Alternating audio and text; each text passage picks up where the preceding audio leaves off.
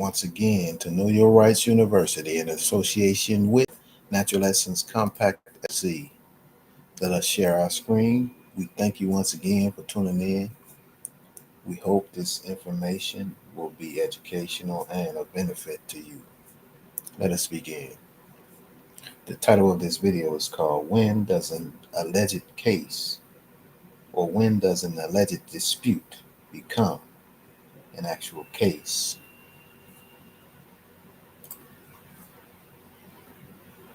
Under Article 3 of the United States Constitution, the judiciary has capacity to adjudicate only cases and controversies, nothing more. Any act outside this defined capacity is void because it exceeds the judicial power conferred by the Constitution. This means courts lack capacity to issue advisory opinions, decide abstract or hypothetical questions, make policy or legislative judgments, or enforce statutes without an actual dispute. These are incapacities, meaning the judiciary is legally forbidden from performing these acts.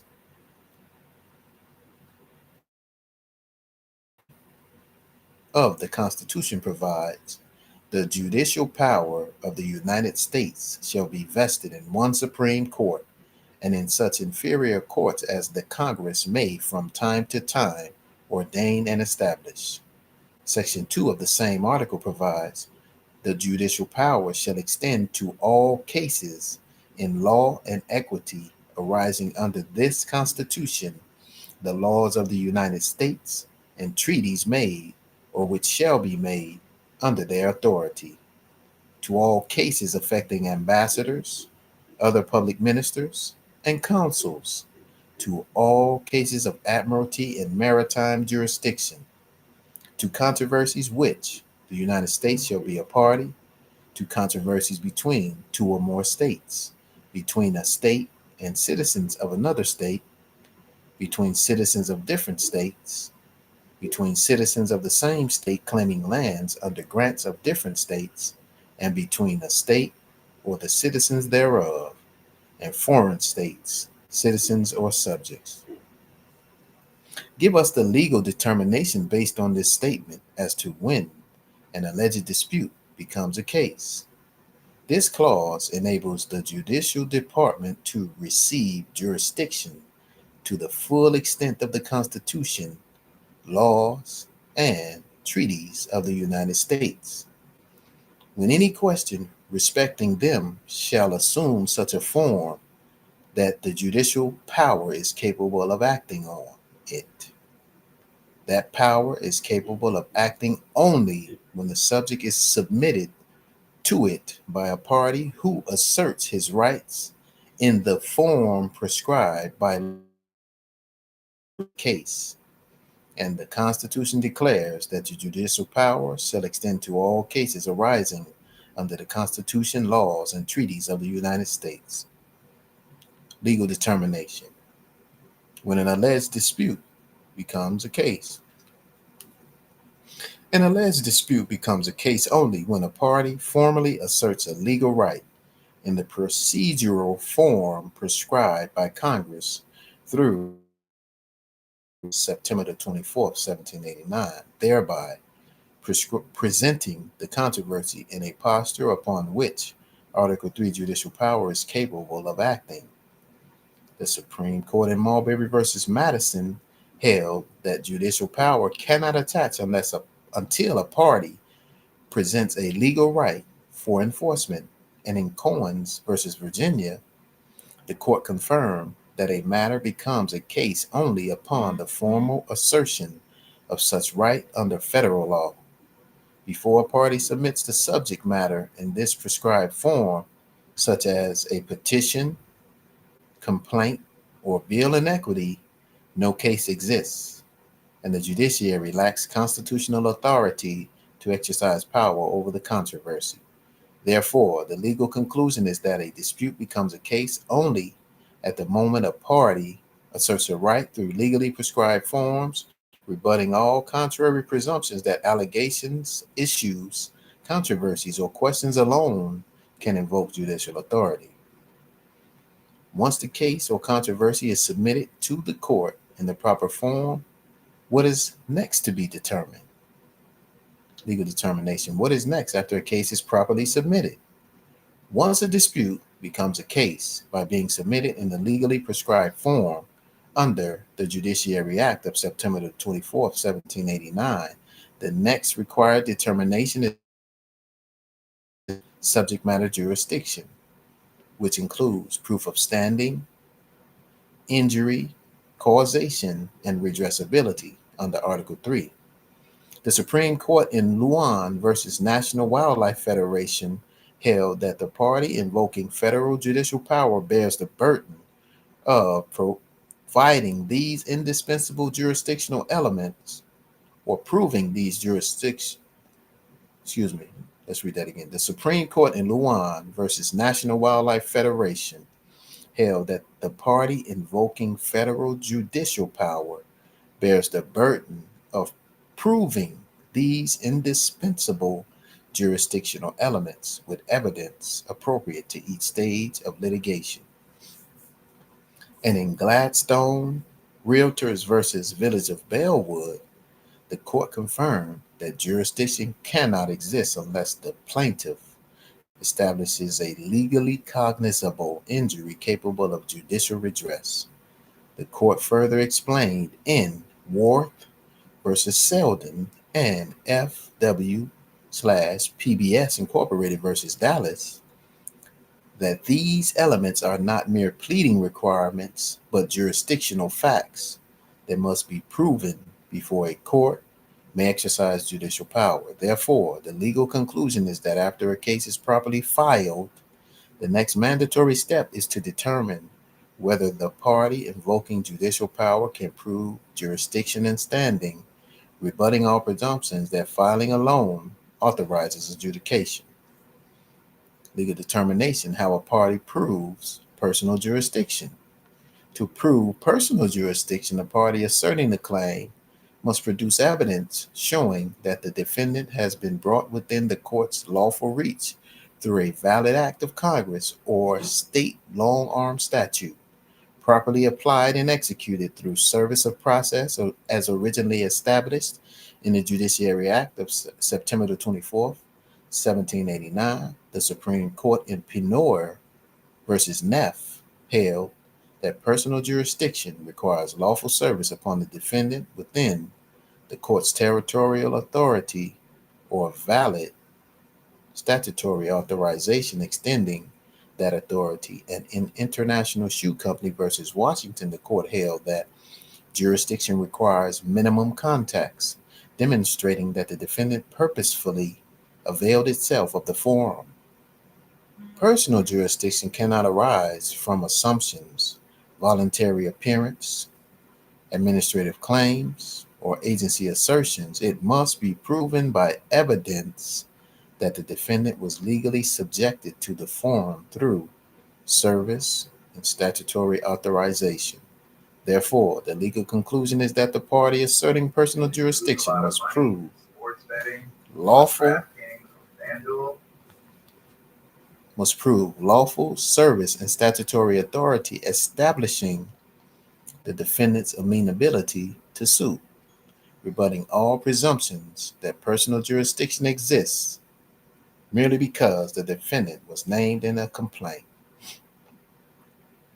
What does capacity have to do with personal jurisdiction? Legal determination, the relationship between capacity and personal jurisdiction.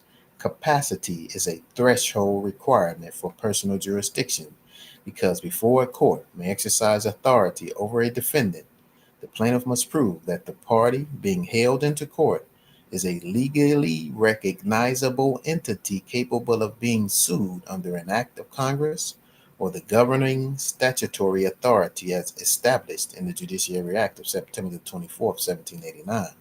The Supreme Court in Pinoir versus Neff held that personal jurisdiction cannot attach unless the defendant is properly brought before the court through lawful service and recognized legal status.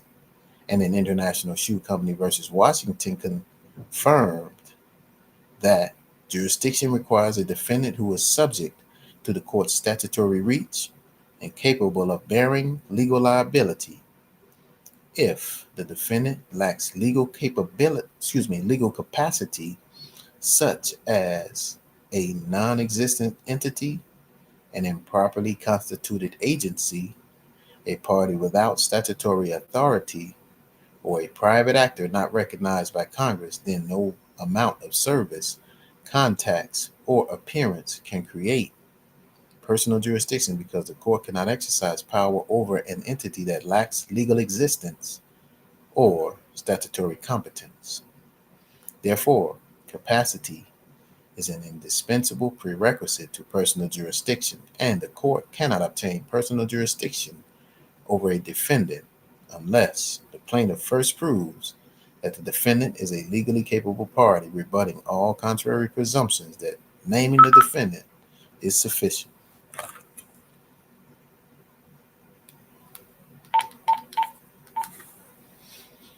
Capacity equals or is the lawful power to act. In federal law, capacity refers to the legal ability, authority, or competency of a person, entity, or institution to perform a particular act under the governing legal framework. Capacity is not willingness, interest, moral authority, or practical power. Capacity is a legal status defined strictly by law, not by presumption.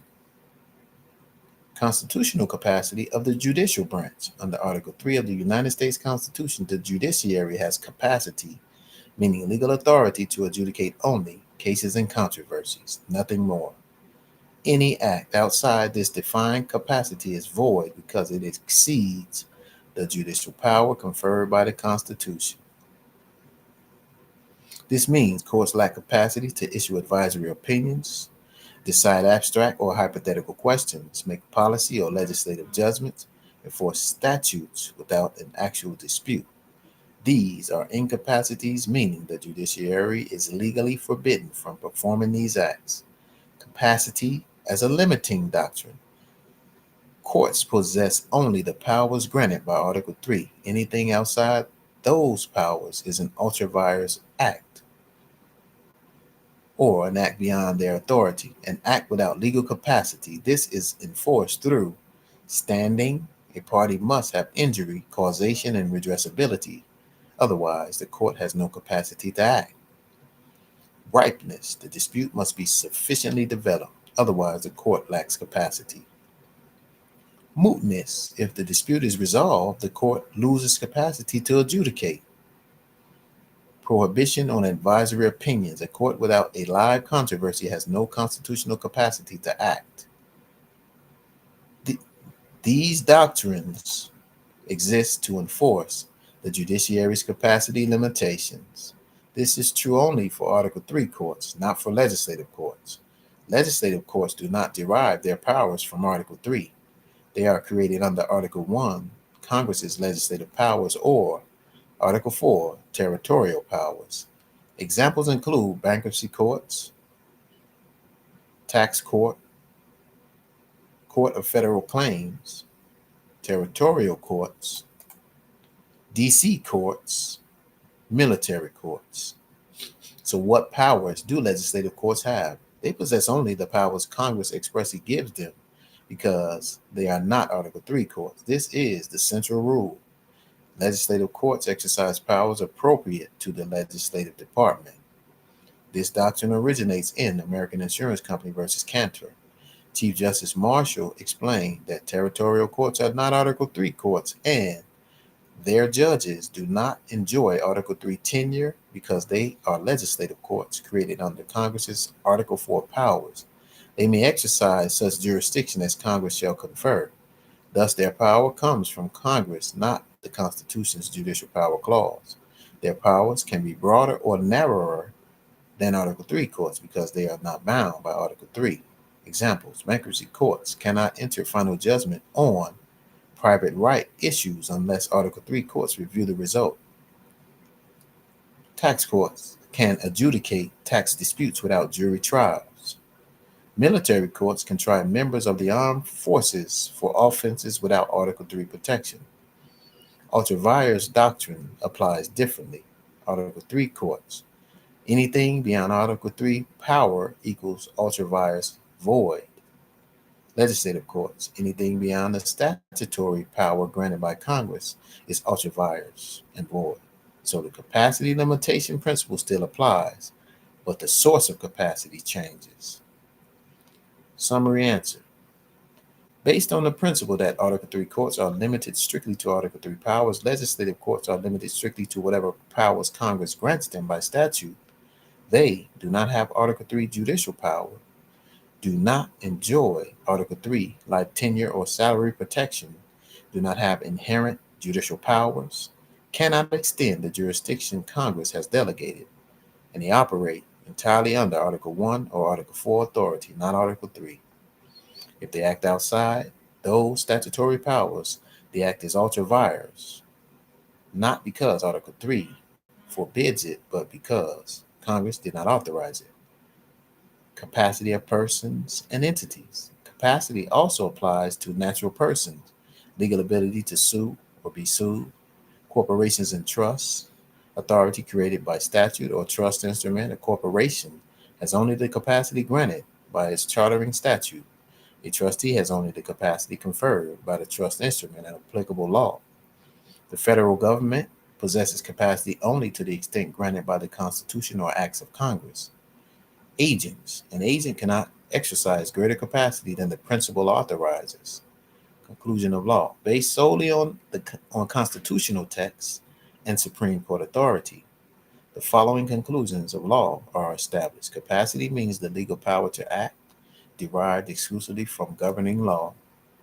Any action taken without capacity is void, not merely voidable. Courts have capacity only to adjudicate cases and controversies. Standing, ripeness, mootness, and the prohibition on advisory opinions are constitutional mechanisms enforcing capacity limits. The judicial branch cannot expand its capacity. Only the Constitution or an act of Congress may define it. Capacity is a structural limitation, not procedural, not discretionary, and not waivable. Irrefutable, rebuttable. Any assertion that courts can issue advisory opinions, courts may act without standing, courts may decide hypothetical issues, courts may enforce statutes absent an actual dispute, or that judicial capacity is flexible or policy-based is rebutted by Article 3 Cases and Controversies Clause. Muskrat. No non-adversarial enforcement. The case of Luan, standing as a constitutional requirement. Hayborn's case, no advisory opinions. In the case of Marbury versus Madison, courts cannot exercise non-judicial powers. These authorities define and limit judicial capacity as a matter of federal constitutional law. Below are concrete court-usable examples of how to expose jurisdictional and status error using the three moves you identified. These are not slogans, they are procedural weapons that work precisely because courts often apply them without naming the doctrine. The same way Hansen versus Dankla operates quietly but decisively. Forcing capacity identification. Make the court or agency state the legal role they are assuming. What courts and agencies try to avoid, they prefer ambiguous identity language. Person, respondent, regulated party, taxpayer, licensee. These terms collapse capacity and allow jurisdiction to slide in unnoticed. Example 1. Motion to dismiss. Threshold. Filing language. Early, non-argumentative. Respondent appears specially and challenges jurisdiction. Before any merits inquiry, the court must decide the legal capacity in which respondent is alleged to be acting. Jurisdiction cannot attach absent a defined capacity recognized by law. Why this works. It forces the tribunal to commit to a theory. It prevents jurisdiction from being implied later, and it triggers Hansen's rule. Jurisdiction attaches to capacity, not identity. Example 2, administrative hearing on the record, oral statement. For clarity of the record, respondent asks the agency to state whether it alleges respondent is appearing as A private individual, B, a licensed participant, C, an agent of the state, or D, a statutory fiduciary. Jurisdiction depends on this determination. Outcome. Agencies often hesitate or deflect. That hesitation becomes record evidence of capacity uncertainty. Later appeal. Agency failed to establish jurisdictional capacity. 2. Demanding entry evidence. Make them prove how you entered the alleged capacity. Hansen's quiet rule. Jurisdiction cannot arise from unilateral reclassification by the state. Example 3. Licensing regulatory case. Written demand.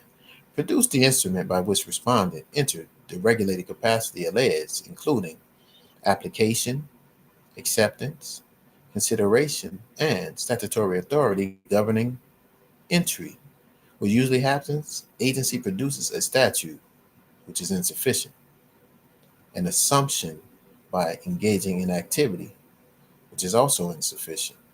They cannot produce a voluntary entry instrument. Result, jurisdiction collapses at the threshold. No need to argue merits. Expansion of the statement. Licensing regulatory case. Threshold jurisdictional defeat. The written demand you quoted is a jurisdictional instrument that forces an agency to produce record evidence establishing that the respondent ever entered the specific regulated capacity the agency presumes. The demand is produce the instrument by which respondent entered the regulated capacity alleged, including application, acceptance, consideration, and statutory authority governing entry. This is not argument. This is a fact-finding demand rooted in fundamental jurisdictional law. Below is the legal expansion. Fact. No agency can impose regulatory jurisdiction without proof of voluntary entry. Every regulatory capacity under federal and state law is created by statute, but the regulated status itself is never automatic. To assert jurisdiction, the agency must demonstrate a voluntary application into the regulated classification, a formal acceptance by the regulated authority, consideration, because all binding legal relationships require consideration, a specific statutory provision that authorizes the agency to create and confer the regulated status in the first place. These are not optional. They are mandatory jurisdictional prerequisites derived from Supreme Court controlling authorities. Hansen versus Dankler. Jurisdiction cannot arise from unilateral agency assumptions. Federal Trade Commission versus American Tobacco Company. Agencies possess only the powers expressly delegated by Congress. United States versus Morton Salt Company. Agency demands must be tied to lawful jurisdiction, not presumption. Act of Congress Foundation. Congressional delegations in regulatory statutes at large require defined scope of regulatory authority, defined mechanism for entering the regulated capacity. Without compliance, no jurisdiction exists. Conclusion of law. Until the agency demonstrates the voluntary creation of the regulated status, no jurisdiction can attach, and no enforcement action can lawfully proceed. What agencies usually produce and why it fails. When served with this demand, agencies usually respond with two defective substitutes: a statute. They cite the law giving the agency authority to regulate certain activities. This is insufficient. The statute authorizes the agency to regulate persons who have entered the regulated capacity. It does not prove the respondent entered that capacity. A statute is not an application. A statute is not acceptance. A statute is not consideration. A statute is not a contract or a voluntary act by the respondent. An assumption. By engaging in activity, you subjected yourself to regulation. Legally void. Assumption is not a substitute for a contract. Evidence of voluntary entry, statutory procedure, consent, Record of capacity creation. The Supreme Court has repeatedly held jurisdiction cannot be created by assumption. An agency cannot expand its powers by inference or presumption. Why they cannot produce a voluntary entry instrument. Most regulatory schemes require some form of voluntary opt-in, such as license application, registration, formal filing, signature under penalty of perjury, acceptance of regulatory terms, receipt of benefits, consideration. If the respondent never submitted such an instrument, then the agency has no contract.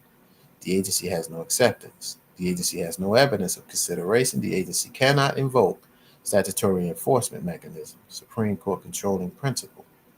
No administrative jurisdiction without a triggering event created by the respondent. Hansen versus Dankla, American Tobacco, and Morton Salt. Result: jurisdiction collapses at the threshold when the agency cannot produce application, acceptance, consideration, and statutory authority for the act entering the regulated capacity. There then is no jurisdiction existing. The agency's entire enforcement posture collapses because there is no regulated status, therefore no regulatory duty, therefore no violation, therefore no enforcement authority, therefore no adjudicatory power, therefore no subject matter jurisdiction, controlling Supreme Court rule. A court or agency must determine jurisdiction before addressing merits. Thus, you do not argue merits. You do not defend. You challenge capacity creation. When there is no regulated capacity, there is nothing to enforce. Is this statement similar to the elements of a contract in contract law? The short answer is yes. Your four-part entry instrument demand mirrors the structure of contract formation: offer, acceptance, consideration, authority. But it is not a contract doctrine. It is a jurisdictional doctrine that exposes whether an agency possesses lawful capacity to regulate a person at all. Below is a detailed expansion. Why the four-part demand looks like contract elements. Your demand: application, the voluntary offer to enter the regulated capacity; acceptance, the agency's formal acceptance of the offer; consideration, something of value exchanged, usually the privilege versus duties; statutory authority for entry, the legal basis allowing the relationship to exist. These mirror the classical contract elements: regulatory entry as opposed to contract doctrine. Application is similar to offer. Acceptance are the same. Consideration consideration is the same for both the regulatory entry and contract doctrine. And statutory authority, permitting the relationship, capacity plus legality of subject matter. So yes, the structure is parallel to contract formation, but it is not a contract argument. It is a jurisdictional threshold test. Why this is about jurisdiction, not contracts. Regulatory jurisdiction is not created automatically. An agency may regulate a person only if the individual voluntarily entered a regulated legal capacity, the legislature authorized such a capacity, and the agency can prove the entry occurred by record evidence. If the agency cannot prove entry, it lacks subject matter jurisdiction. Courts have repeatedly held this principle. Jurisdiction cannot rest on assumption. See Muskrat versus United States in Hayborn's case. Jurisdiction cannot be manufactured by the agency. A statute alone does not create jurisdiction over a person. Statutes express scope, not attachment. Consent, application, or voluntary entry must be shown where the regulatory scheme is based on licensure. Just as a contract requires a meeting of the minds, a regulatory capacity requires entry into the status. Why your demand destroys jurisdiction. When you demand, produce the instrument by which respondent entered the regulated capacity alleged, you are invoking the agency's burden of proof on the question: did the respondent ever enter the regulatory status the agency presumes? Agencies typically produce a statute, which is not proof of entry. An assumption by engaging in activity is not proof of entry, because regulatory jurisdiction is capacity based, not activity presumed. The absence of an entry instrument means subject matter jurisdiction collapses instantly. No merits, no hearings, no penalties, no deference, just jurisdictional defeat at the threshold. Why this parallels contract law without being a contract? Contract law asks, did the parties enter a legal relationship? Regulatory jurisdiction asks, did the respondent enter the regulated legal capacity? Both require voluntariness, mutual assent, evidence of a legal act creating the relationship. But regulatory capacity is not formed by private agreement. It is formed by statutory authorization to regulate, a voluntary act by the individual indicating entry, and official acceptance by the agency. Thus, the similarity is structural, not doctrinal. Thus, your statement is accurate. Yes, the demand mirrors contract elements because both require a legal act establishing capacity, both require voluntary entry, both require evidence, both prohibit assumptions or fictions. But the doctrine is jurisdictional, not contractual. It forces, its force comes from constitutional structural limits, not private law principles. Conclusion of law. Statutes alone cannot prove voluntary entry into a regulated capacity. Assumptions cannot create jurisdiction. Agencies must produce the application, acceptance, and consideration forming the regulated status. Failure to produce these documents constitutes failure to prove jurisdiction. Without jurisdiction, the enforcement action is void ab initio and must terminate at the threshold. Capacity determination template for use in any administrative, civil, or regulatory proceeding. Title: Demand for capacity determination and production of entry instruments required to establish jurisdiction. 1. Purpose of this document. Fact: the purpose of this capacity determination is to compel the opposing party or agency to produce record evidence establishing the legal capacity in which each party is acting and the legal authority creating or authorizing that capacity, which is a threshold jurisdictional requirement under controlling U.S. Supreme Court authority and constitutional limitations. 2. Require production from opposing party/agency. Produce the instrument establishing respondent's alleged capacity. Produce the complete chain of legally operative documents demonstrating that respondent entered the specific regulated or governed capacity alleged, including application, acceptance, consideration, statutory authority authorizing creation of the capacity, and delegation of authority from Congress for federal agencies, and delegation from state legislature for state agencies. These 6 elements constitute the complete legal foundation of any regulatory or enforceable capacity. Expansion of the statement. Produce the instrument establishing respondent's alleged capacity. This directive is grounded in the principle that no person, officer, agency, or entity can exercise governmental, regulatory, or enforcement power unless the capacity they claim to act under actually exists as a matter of law. In law, capacity is not presumed. It must be established by constitutional authority, statutes enacted by Congress or state legislature, delegation instruments, acceptance of office, consideration where applicable, documentary evidence of entry into the regulated capacity. These requirements arise from Article 1, Article 2, and Article 3 separation of powers limits, long recognized by the Supreme Court.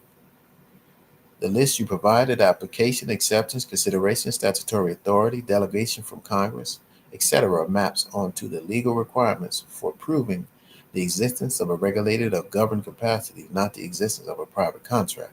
But there is an overlap with contract law because public capacity, like private contractual capacity, must be created by an instrument, never presumed.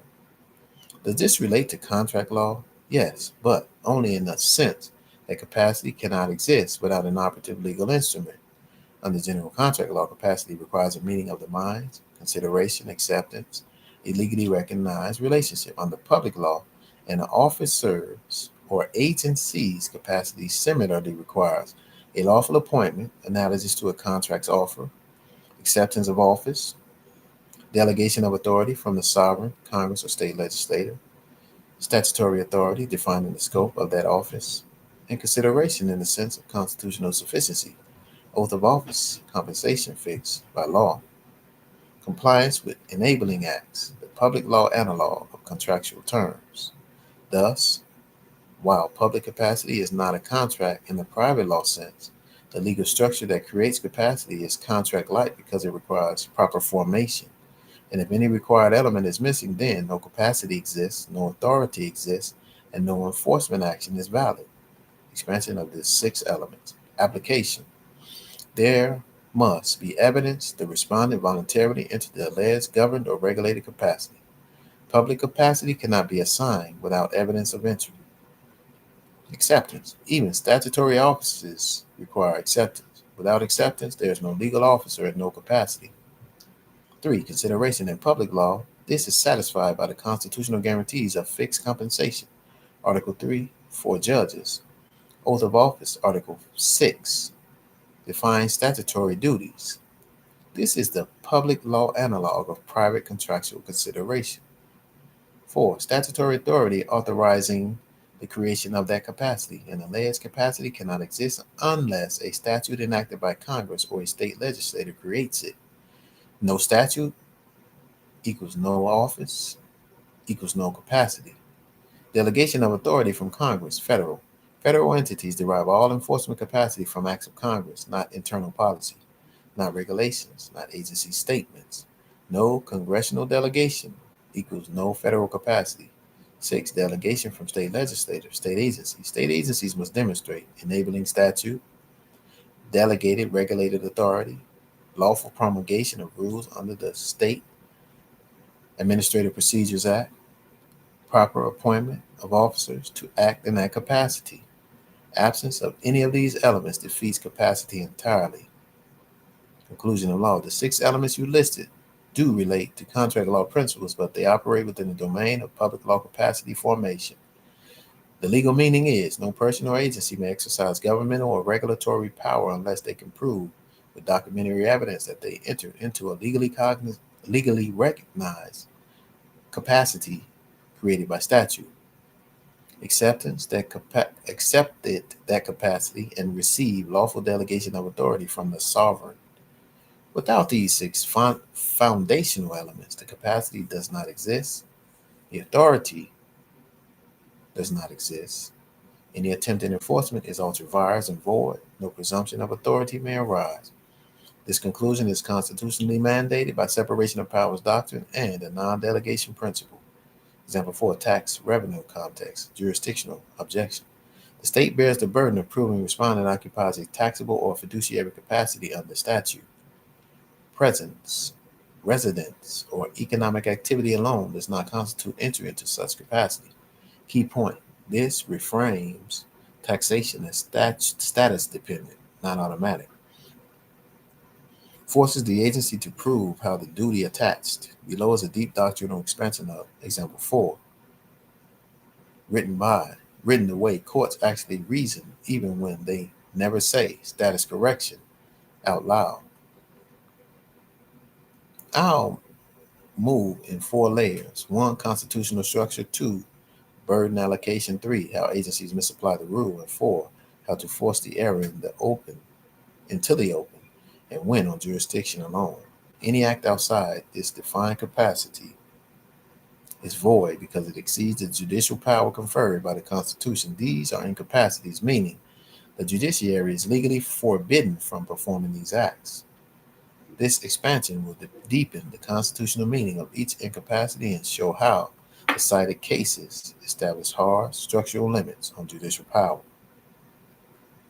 The judiciary's defined capacity under Article 3. Article 3, Sections 1 and 2 of the Constitution limit federal courts to exercising only judicial power over cases and controversies between parties with adverse legal interests, where relief flows from resolution of a concrete dispute. This means the judiciary is a limited capacity branch. Its authority must conform exactly to the constitutional design. If a court attempts to act outside that scope, the act is void, without jurisdiction, not judicial in nature, and a usurpation of legislative or executive power. This is not a mere prudential concern, it is a structural prohibition. Think of the judiciary's capacity like a defined legal office. The court can act only in ways Article 3 authorizes. Anything else is incapacity, meaning the judiciary lacks the legal power to perform the act, even if it wishes to. Inability number one, courts cannot issue advisory opinions. Reason for incapacity, advisory opinions do not resolve a dispute between adverse parties with legal rights at stake. They are requests for legal advice, an executive function, not a judicial one. Constitutional effect. When asked to review pension applications for the executive branch, federal judges refused, holding that such duties were not judicial, required no binding judgment, and allowed the executive to revise the court's decision, an impossibility under Article 3. Thus, courts have no capacity to answer legal questions divorced from a case. Any such act is void. Inability number two, courts cannot decide abstract or hypothetical questions. California versus Texas. Reason for incapacity, a hypothetical dispute lacks injury in fact, causation, and redressability. Those elements are required under the case or controversy requirement. In California versus Texas, the court held that plaintiffs claiming injury from a zero penalty individual mandate had no concrete injury, meaning the issue was abstract. The court therefore had no power to adjudicate it. Thus, courts cannot decide what if questions about laws. Doing so is constitutionally impossible, not merely unwise. Inability number three, courts cannot make policy or legislative judgments. Marbury versus Madison. Reason for incapacity. The judicial role is to say what the law is, not to create it. In Marbury, Chief Justice Marshall states explicitly, legislative power belongs to Congress, executive power belongs to the President. Judicial power is limited to deciding cases under existing law. A court that makes policy exceeds Article 3 jurisdiction, invades Article 1 or Article 2 authority, and acts ultra vires outside its legal capacity. Thus, courts lack capacity to legislate in substance or effect. Inability number four, courts cannot enforce statutes without an actual dispute. Muskrat versus United States. Congress tried to authorize Native American plaintiffs to sue the United States for the purpose of testing the constitutionality of a statute, not because they were injured, but simply to obtain a judicial declaration. The court held this is not a case or controversy. Congress cannot manufacture jurisdiction.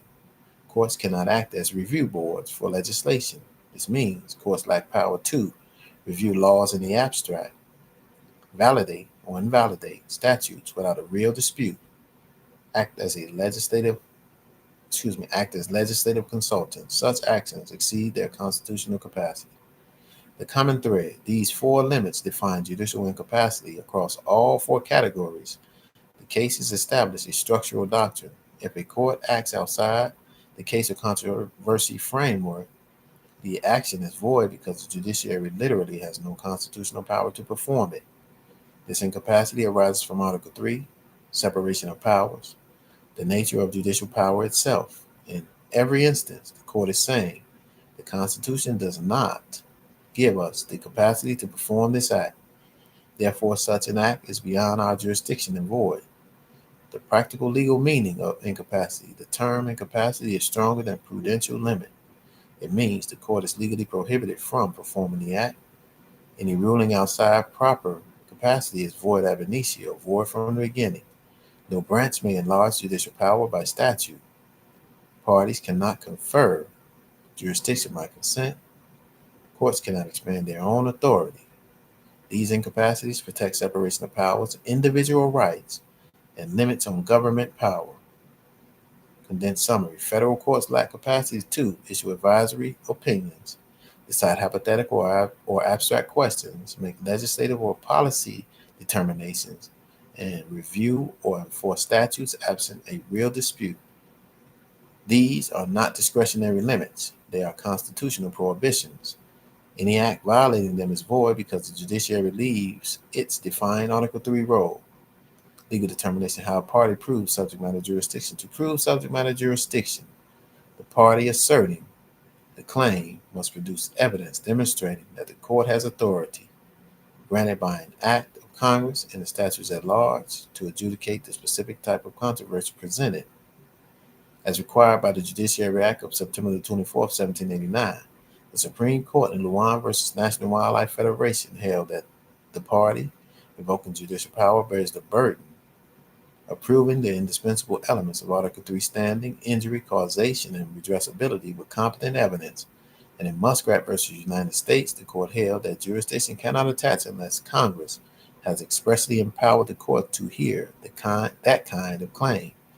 The court further clarified in Gladstone Realtors versus Village of Bellwood and Worth versus Selden that standing and subject matter jurisdiction are not pleading formalities but legal facts that must be proven with the same evidentiary rigor required for any essential element of a case. Therefore, the legal conclusion is that the party asserting jurisdiction must prove statutory authorization and Article 3 standing with evidence, not allegation, rebutting all presumptions that jurisdiction exists merely because a complaint was filed. This concludes our video for today. We thank you once again for listening and tuning in. Until next time, peace and blessings to you all.